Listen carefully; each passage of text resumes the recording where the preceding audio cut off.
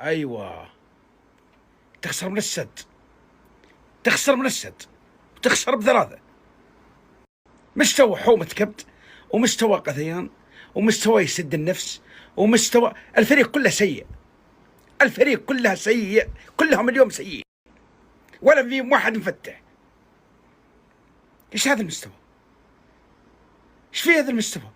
كان حنقول احسن ما في الهلال اللعيبه المحليين واسمع ما فيهم الاجانب. انا احسن ما في الهلال اللعيبه المحليين واسمع ما فيهم احسن ما في الهلال اللعيبه الاجانب واسوء ما فيهم اللعيبه المحليين. ايش فيكم؟ اللعيبه المحليين يبغى لهم لعيبه محليين عشان يشيلونهم. ايش هذا؟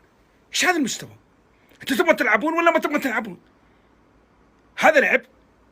ايش فيكم تتحمل؟ انت رايح بطوله، بادئ المعسكر لك اكثر من شهر، ما انت قادر تجيب مهاجم، ما انت قادر، ما خليته مهاجم في العالم، ما فاوضته لانك حدد لك هدف وخلاص، انهى الموضوع.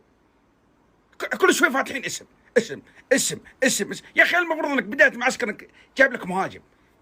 عبد الله حمدان مش مهاجم، عبد الله حمدان لاعب وسط ليس مهاجم. قاعد تضحكوا على انفسكم وتكبروا انفسكم.